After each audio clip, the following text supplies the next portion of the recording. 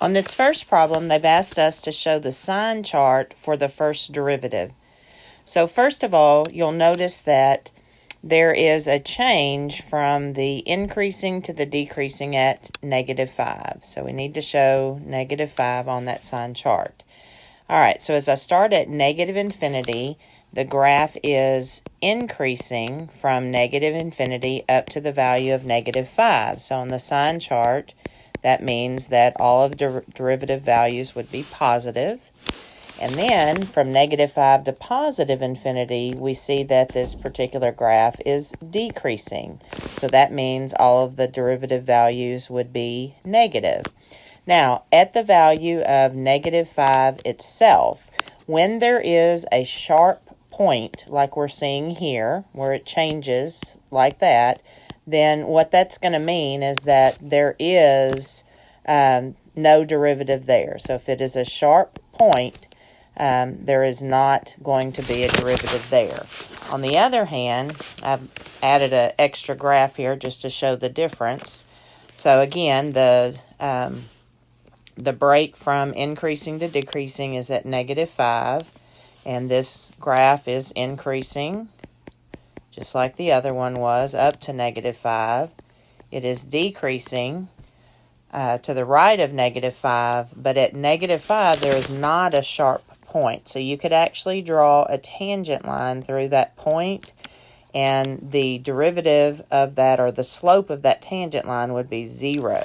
So that's a case where at -5 itself, the derivative would be equal to 0. So with a sharp point, it's not equal to 0, it doesn't exist, and whereas if it's a smooth transition where we could draw an actual tangent line going through that point, then the derivative is equal to 0.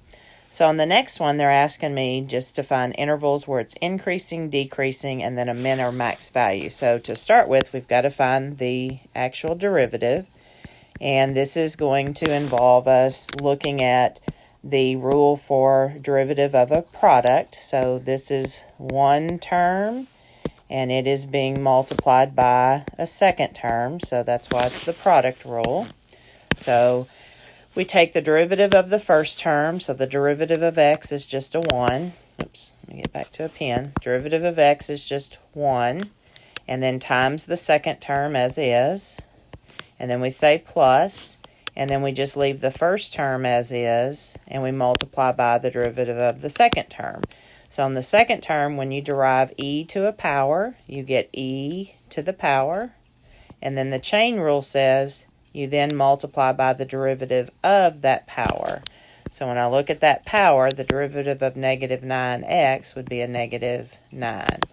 Now, I'm going to have to set this equal to 0, so that does mean that it's easier to do if I will factor out common terms. So if you notice on both of my derivatives, they both have this e to the -9x. So I'm going to go ahead and factor that out to the front, and then put all of my leftovers in a parenthesis. So e to the -9x, when I factor it away from this first term, I have just a 1. And then on this whole second term, when I factor it out, I've got this -9 that's multiplied by the x minus 3. So I'm going to go ahead and do that multiplying as well as I do this. So the -9 times x, that would make that a -9x.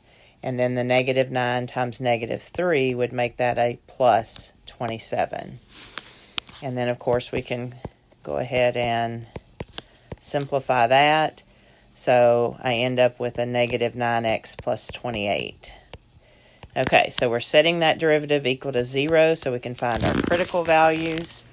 If you think about e raised to a power, that's like saying we've got the number that's approximately 2.7 raised to a power. That's never going to equal 0, so there aren't any critical values from that. That's like a numerical constant value, but when you take the -9x plus 28 and you set it equal to 0, and then you solve it, -9x equals -28, And then when we divide both sides by -9, we get a critical value of positive 28 over 9. So in order to figure out increasing and decreasing intervals, we're going to have to set up and look at a sign chart. So let me just come over here. So my critical value is at 28 over 9. That is approximately a little bit bigger than 3. 9 goes into 28 3 times. So I want to test something smaller than that. So probably the easiest thing to test would be a 0. And then I want to test something bigger than that. So I'm just going to use a 4. And all I really care about is if it's positive or negative. And remember, you're plugging it into this derivative right here. Okay. So if I plug in 0, I have e to the 0 power. That's just going to be a 1. So you get... Let me just do it like this. So you get an e to the 0, that's just a 1. And then when you plug in 0 here, -9 times 0 is 0 plus 28 would be 28. And I don't care that it's 1 times 28. What I care about is that it's positive. Because what that tells me is the graph is increasing on that interval. And so we can go ahead and say right now, from -infinity to the critical value 28 over 9, our graph is increasing. Okay, so when I plug in 4, e to the -9 times 4, that's just going to be some positive number. Okay, I don't care what it is, I just need to know it's positive. When I plug the 4 in here, -9 times 4 would be -36 plus 28, that's a negative number. So overall, you're going to get a negative number, which tells me the graph is decreasing on that interval. So starting at the critical value of 28 over 9, we're decreasing all the way to positive infinity. So in this case, since the graph goes from increasing to decreasing, we definitely have a maximum value. So when they're asking for the minimum, there's not one. And in this case, when they're asking it like this, when they're saying, what is the f of c, that's like saying, what is the y value of the max? So some of the questions will say, where is the max? And they want to know what the x is, which in that case would be 28 over 9. But then other questions, if they ask you, what is the f of c, they're wanting to know the y value. So in order to do that, you're going to have to take that critical value and you're going to have to go back over here. So my critical value was 28 over 9. You're going to have to go back over here and plug that critical value in. So, and then of course I would get on a calculator. You're going to have a 28 over 9 minus 3, and then you're going to multiply that by e to the -9 times 28 over 9, which of course those 9s cancel, and then you actually multiply it out. And I don't have my calculator handy to do that, but you're going to get a y value there. And let's see. Let me see if I can tell you what the y value is.